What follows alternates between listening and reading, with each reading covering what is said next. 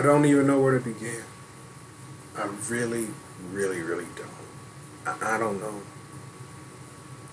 Things do have to come to an end sometime. That is very true. And it is very true, especially with the career of one, the phenom, the legend, one of the greats, The Undertaker.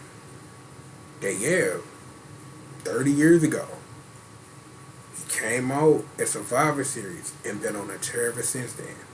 We've seen him at The Undertaker, the American Badass, that formation between the two, and The Undertaker just being a fucking phenom, man. And it's like, I've always enjoyed his work. I've always appreciated what he has. But over the past year, because we've been building to this point, I appreciate more Calloway, more the man, for what he's done for this business, what he's done to show what kind of level you can be at as a performer in pro wrestling. And it's like, I give him nothing but the utmost respect and praise of being probably going to be one of those that's going down as the greatest of all time. I got my thoughts about, honestly, that WrestleMania 28 is where it should have been. When you build a match as the end of an era, and that match with Triple H and The Undertaker with Shawn Michaels right up in that market, it's where I, and still do to this day, still wish that The Undertaker would have just walked off into the sunset and just been like, yo, go out on top. But he kept fighting and he kept fighting, and then that booking choice was made and things changed after that. Everybody has gone on record since then and saying Brock Lesnar should have been the one that broke the streak, because let's be for real, he didn't do shit with it. Wasn't booked properly or nothing, and we probably should just leave it there.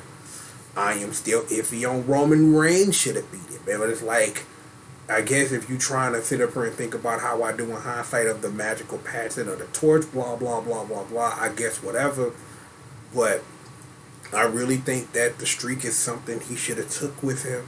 Something that should have been, I don't even, I'm sitting up here and I'm lost for words because I don't know what quite to say here. I don't know what to say. It's that I, as a wrestling fan, like, I don't get too emotional about these things, but I was that same dude that when Liger retired, I had a tear come down my eye because I got a chance to really appreciate Jushin Thunder Liger and what he did for professional wrestling. It hit a little different because I've been watching The Undertaker my whole life. You know what I'm saying? Like, I remember The Undertaker. Like, I remember, like, growing up watching that transformation to the American Badass. I remember that, like, yo, corporate ministry, some of my favorite shit of all time, though. Real talk. I'm just like, as someone who also has had time to really think about this, the thing is, I'm glad The Undertaker got a chance to walk out and just say, yo, it's a wrap on this. For real now. Corona fucking sucks. It does. And it's like, because that was one of the things that really kind of brought it down a little bit for me. The Undertaker should have been able to go out in a way that befits a legend such as him. But again, Corona done messed up a whole lot of stuff, especially for matches that would have hit more if that true human interaction was there. And I really think that even with pipe thinness and all of those stuff, it don't hit the same. Is that I understand the gravitas of using a Tupac hologram of one Percy Pringle. I get it. It just reminds us that, you know, that we lose people every day. You know what I'm saying? And it's like hearing things, especially with the build to this, of understanding and knowing that that build to WrestleMania with CM Punk and things like that, that they use Percy Pringle like that, and it's like knowing that he would have appreciated something like that because that's how much he appreciated, loved, and enjoyed the business. You know what I'm saying? So that was something like that, because that was the part where I kind of lost it, where that hologram showed up, because not only as I wiped my eye because I think I got something in it. Not only did that kind of make me like a tinge angry that you guys would go that far, but then at the same time appreciating that y'all taking the time to give that love to the things that made The Undertaker who he was. Like, they wheeled out all those legends and Hall of Famers, and then Vince McMahon came out and then something happened. That was kind of weird, and I will excuse that, corona, whatever. It's been one hell of a ride. I'm like, it's one of those things of understanding of the smelling of the roses while they still there. Like, let's appreciate The Undertaker while he's still here, to tell him thank you for everything that he's done for your personal enjoyment of professional wrestling. You know what I'm saying? Like, I think that's kind of where I really want to sit this. I don't want to make this too long or too drawn out. That man was a legend, and I know how he gonna be the focus of the Hall of Fame this year. He definitely gonna be the focus of the Hall of Fame this year, and he deserves it. He deserves to be celebrated while he's still here. And I think that's like my ultimate takeaway, and that's just something that just came to me as I've been sitting up here trying to gather and get my thoughts out. Let's appreciate Mark Calloway, the man, The Undertaker, the character, while we have the opportunity to do so. I wish that man nothing but the best. That he enjoy the rest of his life in peace. Not resting in, but get some rest though. Get some rest, do whatever it is you gotta do.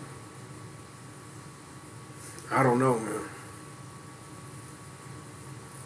I'm just sitting up here thinking, like, I remember, I forget what WrestleMania that was, cause I'm just sitting up here like when the Undertaker left his hat in the ring or whatever, and it just sat there. Nobody fucked with it. It's crazy. Just, that's how much respect that man commands, and they number love. Thank you, Taker. Salute and farewell. But maybe it's time for... No, well, you know what? I'm not going to say that. How about I say this? I think truly, I think this is really for real the end of an era, because when you really think about for real, like, the only dude really left is Randy. Literally. Like, the only dude left, literally, Randy Orton. It's like, well, I sit up here and I say this because, again, I don't want to keep this too long, but that when you sit up here and you blink, and literally blink and blink and blink and blink, how much the landscape of the WWE didn't change. Like, I can sit up here and remember at least 6 or 7 blinks of, I was watching these people 1 minute, and the next minute, they not here no more. Whether the Lord done called them home, or they retired, or they went somewhere else and do something. We are really approaching a blink moment here in the WWE for real, because a lot of like the old guard and like, you know what I'm saying, like really like for real, like you got Randy for real, who been here longer than people like who still work like Kofi and Dolph Ziggler and The Miz and things like that from like that era. You know what I'm saying? This truly is really in the era that The Undertaker, like, that was it. But thank you, Dead Man.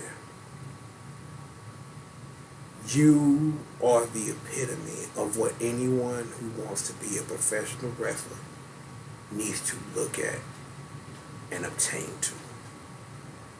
Thank you. Thank you very much. Oh man, that was harder than I thought it was going to be. It was, but couldn't be no other way. But regardless of that, plenty more show for you right after these commercial breaks.